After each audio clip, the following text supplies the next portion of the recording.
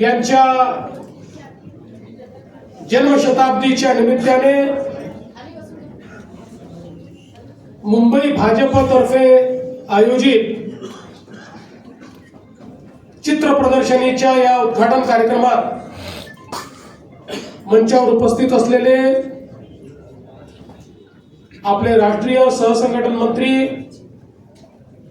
माननीय शिवप्रकाशजी, आपले अध्यक्ष आमदार अमित साटमजी, आमचे सहकारी मंत्री मंगलप्रभात लोढाजी, आमदार कालिदासजी कोळंबकर, विद्याताई ठाकूर, राजन सिंगजी, पवन त्रिपाठीजी, श्वेताताई पुरळेकर, या ठिकाणी मंचावर उपस्थित आणि समोर उपस्थित भारतीय जनता पक्षाचे सर्व ज्येष्ठ श्रेष्ठ कार्यकर्ते, पदाधिकारी आणि उपस्थित सर्व भगिनी आणि बंधूंनो, सर्वप्रथम भारतरत्न श्रद्धेय अटल बिहारी वाजपेयीजी यांच्या जन्म जयंतीच्या निमित्ताने त्यांना मी मनपूर्वक नमन करतो। भारत मातेच्या या सुपुत्राने जवळजवळ 5 दशकांपेक्षा देखील जास्त काळ या देशाला दिशा देण्याचा प्रयत्न केला आणि खऱ्या अर्थानं आपले प्रधानमंत्री माननीय नरेंद्र मोदीजी यांनी जो नवभारत तयार केला, त्या नवभारताचा पायवा रचणारे हे श्रद्धेय अटल बिहारी वाजपेयीजी होते। आणि म्हणूनच आपण जर त्यांचं एकूण जीवनपट बघितला तर एक स्वयंसेवक म्हणून, एक पत्रकार म्हणून, एक हिंदू चिंतक म्हणून, एक कवी म्हणून, एक साहित्यिक म्हणून, एक राजकारणी म्हणून, एक अर्थशास्त्री म्हणून वेगवेगळ्या पद्धतीनं त्यांनी केलेलं काम, खरं म्हणजे ते केवळ नेता नव्हते, तर इंग्रजीतला शब्द आहे statesman. Atal Bihari Vajpayeeji was a statesman. आणि आपण बघा की या भारतीय जनता पक्षाला ज्या प्रकारे त्यांनी विपरीत काळामध्ये नेतृत्व दिलं, दिशा दिली आणि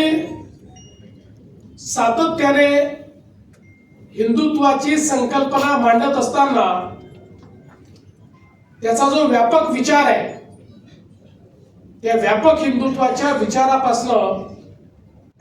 कधी तडजोड ही अटल बिहारी वाजपेयीजींनी केली नाही। पहिल्यांदा ज्यावेळेस ते परराष्ट्र मंत्री बनले त्यावेळेस खऱ्या अर्थानं भारताचं परराष्ट्र धोरण जे अटलजींनी परिभाषित केलं, आजही तेच धोरण महत्वाचं मानलं जातं। आजही तीच पद्धती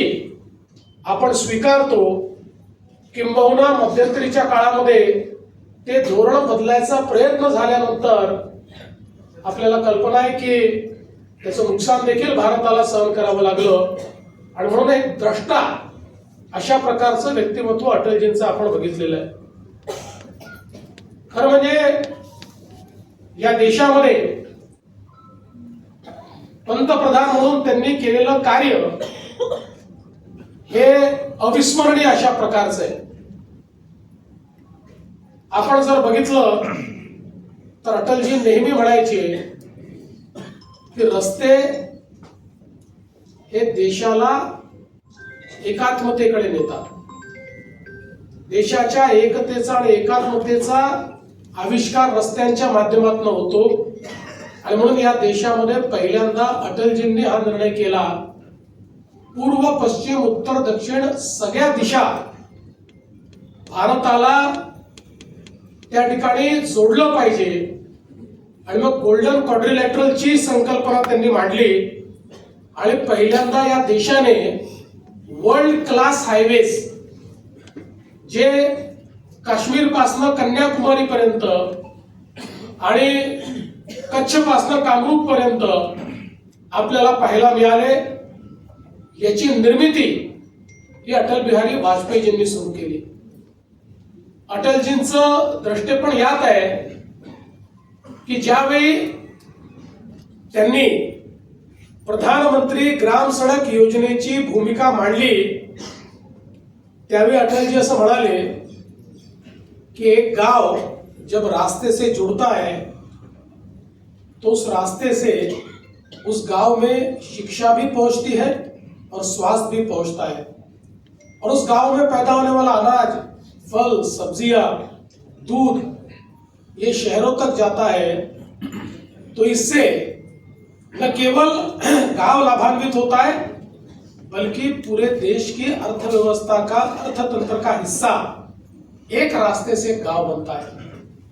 आणि 6 लाख भारतातले गावं जोडण्याकरता देशातली, आपल्याला माहिती आहे की साधारणपणे 2008-9 साली ज्यावेळी इंडिया टुडे सारख्या एका मॅगझिननी या देशातल्या ट्रान्सफॉर्मेशनल अशा योजना कुठल्या याचा 1950 पासूनचा सर्वे केला, त्यावेळी त्यात पहिल्या क्रमांकावर अटल बिहारी वाजपेयीजींनी तयार केलेली प्रधानमंत्री ग्राम सडक योजना आली आणि त्या माध्यमातून पूर्ण देशामध्ये मोठं परिवर्तन